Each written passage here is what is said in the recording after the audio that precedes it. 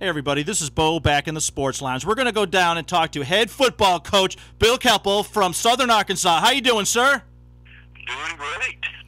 Glad to be on today. Thank you very much for taking the time out of your schedule. We know it's probably very, very busy for you in that program right now. Real busy. We hit the ground running back in December when I got the job, and it's been nonstop since. We're excited about things going on here at Southern Arkansas, playing in the Gulf South Conference Division II, great league, and we're excited about the challenge here. Coach, right now when you step into this role for yourself this season, you've got some athletes that came back from last year. You obviously got some new recruits, but we really want to find out who are those leaders right now in the locker room and also in the preseason that's really taking over some of the coach responsibilities to help you out. Well, as far as our players taking over responsibility, I've got three returning starters in the offensive line: Josh Bradley, William Franklin, and Charles Proctor in the offensive line, and so I've got some veterans there, and Quentin Porter was a quarterback last year. We moved into wide receiver. He's just an athlete, has outstanding speed and agility. Chris Metcalf is a running back for us. Is an outstanding athlete. Mark Johnson was a newcomer of the year running back in our league last year. So we got guys there, and we really feel good about our receiving core. That we're about 7 deep right now there, and feel real good with our receiving core. On defense, we're expecting big things at our defense. Obviously, Ryan Terry was an all-conference player that's coming back at defensive end for us. Obviously, he's one of our bell cows over there. We're going to be a little young in the secondary, but very talented. Coach, you've got a very extensive biography on yourself as far as coaching, and obviously having Boise State behind you is got to be kind of nice, especially under Nutt. Yeah, I was very fortunate. Me and Coach Nutt go way back, and we both grew up in Little Rock, Arkansas.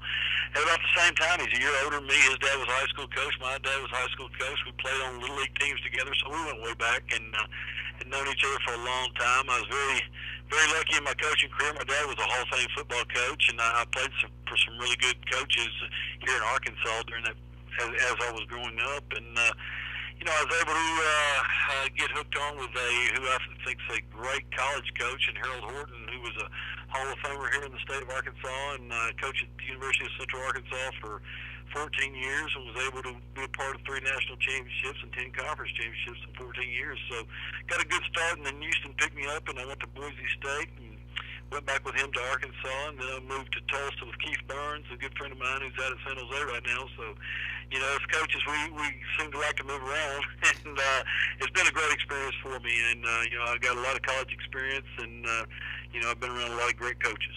Well, I think you can hear it in your voice, but you can also see it in your background of the places you've been. You weren't just somebody there. You were the main person in many of those locations. The bottom line stopped with you to over here, over there. You set up yourself up. You understand the X's and O's probably as good as anybody that's out there right now. And now you got an opportunity with the Mule Riders to really take this over. Well, I'm very excited about it. When we were here at Central Arkansas, winning a lot of games, and I was the offensive coordinator there and recruiting coordinator with Coach Horton, and so I got a lot of experience from him, who I thought was one of the best recruiters I've ever been around. And then being able to recruit at the Division I level, I've recruited from the state of Washington all the way to the state of Florida. So I've been around to understand how recruiting works. But the one thing we always feared at Central Arkansas about Southern Arkansas, where I'm at now, is where we're located. Where we're located is, in a rich football tradition area.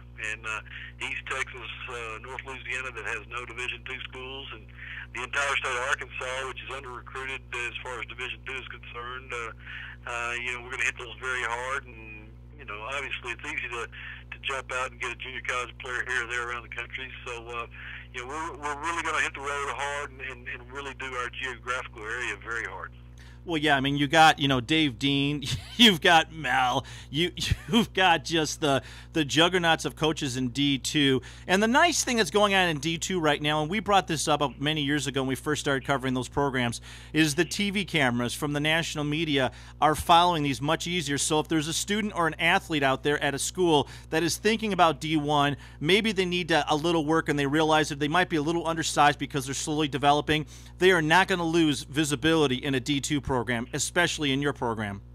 No, they're really not. The kid has aspirations to go to the next level, playing the NFL. That opportunity is going to be here. I mean, the NFL, the scouts are going to be out. They come through here every year. They're going to find you, and I mean, if you're that type of athlete, they'll know it, and you'll stick out. And so that opportunity is going to be there. And not everybody can go D1. I mean, with the restrictions they have on Division I recruiting these days, it's tough. It's tough to get in, and when you really break it down, there's very few opportunities out there for the number of kids coming out of high school, and D2 is just another option for them. I think it's a better option for kids than going the junior college route, because there's never no guarantee when you come out of there as to where you're going to go. Some go that route thinking, well, when I get out of here in 2 years, I'm going to get a D1 scholarship. But all it does is put you 2 years behind a program that you could already be in, and kids sometimes lose sight of the idea why, the reason why they're going to college, and that's to get a college degree and have some fun playing some football at the same time. So, they're not going to lose exposure here in this league. Coach Keopple, the nice thing that I see right now, and I hear it in your voice and through all the different interviews over the last several years, is the appreciation of college life. When you were in college and participating, and when other coaches have, there's even players now we're talking to, when they're in the D1 program, they're moving at a fast pace, and there's very, very highly organized. There's really not a time to really enjoy college life. Many of the athletes we speak to on air and off air talk about the fact they go back to college, and that's when they really experience the true point of college, the enjoyment, the friendships they build. Because in football season, it's almost impossible to really do anything but football because of the requirements. But in a D2 or even a 1AA, you have the capability of really enjoying yourself in college. And I'm not talking about parties. There's just a whole other bunch of life out there once you get into college. Well, it's definitely, no question, it's a slower lifestyle, coaching-wise. I mean, when I was a Division I coach, it wasn't unusual for me to be in 3 or 4 states in one day. I would get through with practice on a Thursday afternoon and be on a jet going somewhere, be at about 10 high schools on a Friday and meet up with a team wherever they were at that night. So that was not unusual. In fact, at Boise State, I used to take a Southwest flight out of Seattle back into Boise on game day. And, thinking back about that kind of blows my mind. It's a lot slower. Obviously, we're going to recruit a little more of a geographical region as a D2. It's hard to recruit nationwide just because of the resources you have, but it is a slower pace. And, the athletes, Division I, you're required to go to summer school, and you're going to be there with a strength coach all summer long. Our athletes, some of them stay here, and we're happy when they do, but we can't afford to pay for them to be here. And those that have to go home have to go home. So, you have that option, and that's an option you don't have in Division I. You're going to be required to be there. As far as time and studies, and that's not a lot of difference, but there's so much hype around a Division I program, people don't, give them any time off, really. Coach, I want to say thank you for sharing with us. I'm going to ask to stay on line once we cut off real quickly to get some information. Hey, guys, Southern Arkansas is back on the map again. The Mule Riders are riding into town, and you can take notice of University of North Alabama, Valdosta State, and Delta State. Our buddies are going to be paying attention to what this man does, Bill Keopple, the new head football coach. Thanks a lot, Coach. One moment. Appreciate it, Bill.